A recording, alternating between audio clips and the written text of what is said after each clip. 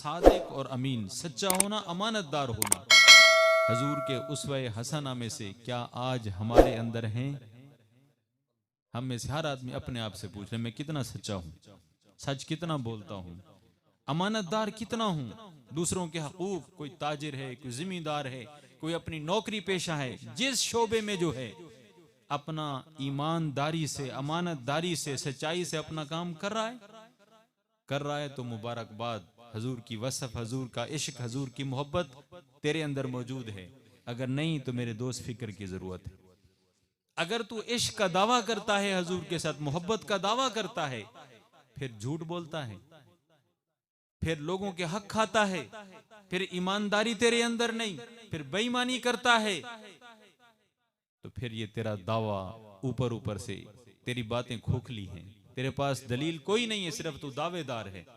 और दुनिया में भी बगैर दलील के दावा नहीं माना जाता, आखिरत में कैसे माना जाएगा? आखिरी बात, एक मेरा ख्याल है, मुझे मौलाना साहब ने बताया, मौलाना अमजद अली साकी साहब, अल्लाह ताला उनको सेहत व आफियत वाली, उनके इल्म अमल बरकत दे, लंबी ज़िंदगी दे उनको। ये प्रोग्राम सजाती हैं, ख़वातीन भी सुन रही हैं, मैं उनके लिए बिलखुसूस और सारे अहबाब आपके लिए भी कि वो वजीफ़ा सब के लिए, वो अर्ज़ करके बात ख़त्म करता हूँ, सिर्फ हाजिरी लगवानी मकसूद है। हजूर अलैहिस्सलाम की प्यारी बेटी हज़रत फ़ातिमा, लिखा है कि घर के काम काज करके मुशक्क़त होती थी, घर ये जो हमारी जुबान कहते हैं गिट्टे पड़ गए, पानी का मशकीज़ा उठा के लाती थी, झाड़ू लगाती, वो घुरट पुराने ज़माने में होते थे, बुजुर्गों को याद होगा, अब तो ना रही ये चीज़ें, जिसके अंदर चक्की पीसना, नमक और ये गंदम और आटा, ये सारा ये घुरट होते थे पुराने ज़माने में, ये सारे काम करती थी। हाथ पे गिट्टे पड़ गए थे, बड़ी दिक्कत होती थी। तो एक दफ़ा हजूर के पास चंद गुलाम कहीं से आए, खादमाएं, बांदियां, उस जमाने में गुलाम और बांदियां आया करती थी, जंग में कैदी जो पकड़े हुए आते थे, मिल्कियत के तौर पर उनको तकसीम किया जाता था, खिदमत के लिए होते थे।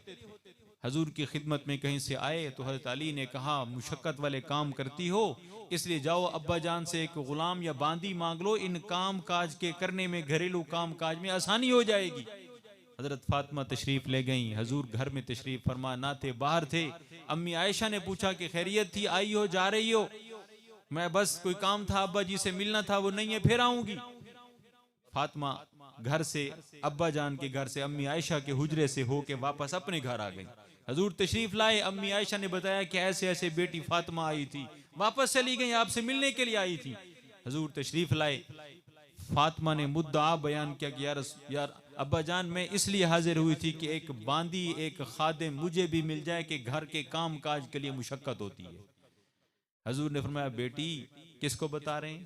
प्यारी बेटी, वो फातिमा जिसको महबूब ने फरमाया सय्यदतु निसाई अहलिल जन्ना, जन्नती औरतों की सरदार फातिमा, और जिसके बारे में महबूब ने फरमाया फातिमा तु बज़ा तु मिन्नी, फातिमा मेरे जिगर का टुकड़ा है।